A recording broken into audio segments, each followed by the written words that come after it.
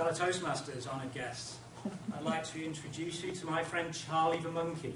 Hello, Charlie. Now, there's a part of Charlie in all of us. Even though we think of ourselves as modern, intelligent, rational human beings, there are many characteristics that we share with this guy here. We share a common ancestor. Our two species started to diverge 25 million years ago. Do you know when our ancestors started building the first city? 10,000 years ago. That's the blink of an eye compared to 25 million. And I'm going to talk to you tonight about two mental characteristics we share with Charlie. And they're characteristics that have been essential to our survival for millions and millions of years, but which causes huge problems in our modern city-based society. I call these mental characteristics our monkey brain. Now, our first monkey brain characteristic was popularised as the monkey sphere by Charlie Wong in a blog posting in 2007. Charlie here is a social animal. He lives with a group of his monkey friends, and they all help each other get along. If something bad happens to one of Charlie's monkey friends, Charlie feels bad too. That group of friends is Charlie's monkey sphere. Now, a part of Charlie's brain has evolved to store relationships with everybody in his monkey sphere. And unsurprisingly, it's evolved to cope with the size of a typical monkey tribe, and no more. There's no evolutionary pressure to generate excess mental capacity. And so, if somebody is outside of Charlie's monkey sphere, he's biologically incapable of considering that person to be a unique individual. We humans, we have the same thing. Our monkey sphere is approximately 150 relationships. That's the size of a typical human tribe before we settled down and started building cities. And this is a problem, because 10,000 years is just too short a time for our brains to have evolved. We're still stuck with this pre-city, pre-industrial monkey brain. But our human brain that has evolved is clever enough to understand that there are more than 150 people in the world. And so it uses some tricks to cope. And that brings us to our second monkey brain characteristic, the stereotype. Now, there's good evolutionary reasons why we use stereotypes. Those of our ancestors who lived to pass on their genes, they did so because they could react the fastest to new situations. So when Charlie here encounters something new, he will immediately apply a stereotype to it, so he can treat the new situation in the way he's treated similar situations in the past. Or to put it another way, if it looks like a saber-toothed tiger, if it roars like a saber-toothed tiger, and if it's just bitten your monkey friend's head off like a saber-toothed tiger, let's assume it is a saber-toothed tiger and get the heck out of here. Those are Charlie's friends who stop to consider if perhaps this big roaring thing was a new type of banana.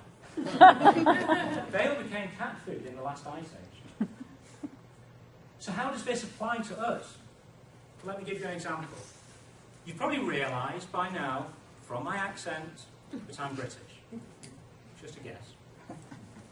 Now, I'm quite lucky because the common American stereotype of British is actually quite positive. So those of you who don't know me, I'm outside your monkey sphere, and you will have applied your typical British stereotype to me. Worst case scenario, I'm thinking here, with a few people in the room who are looking at me and saying, the Geico gecko.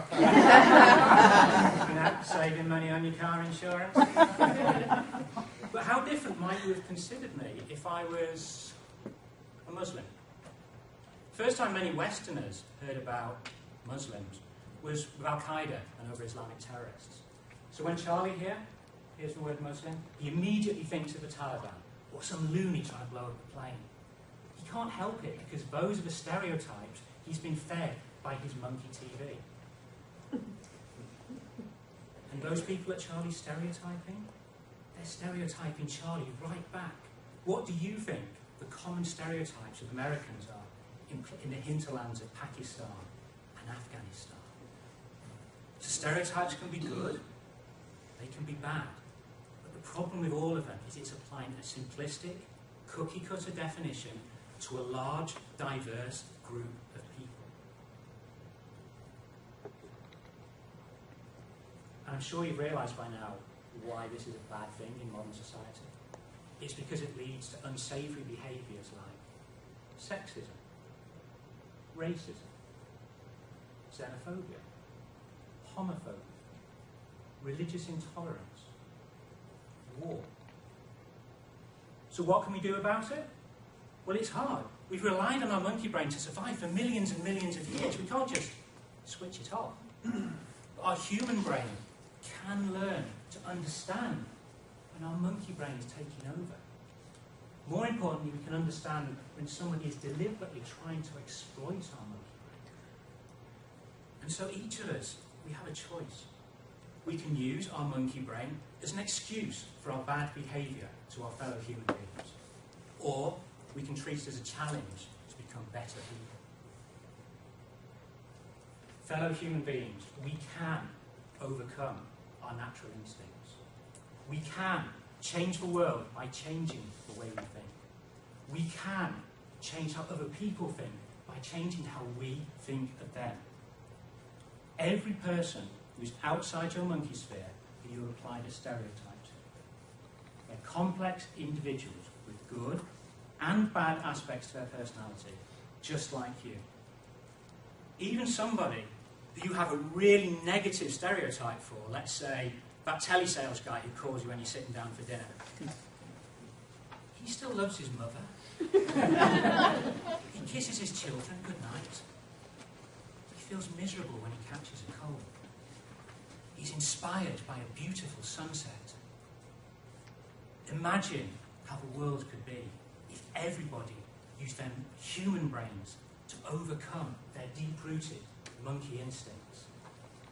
So, ladies and gentlemen, the next time you find yourselves acting like a Charlie, stop and think, and don't let your brain make a monkey out of you.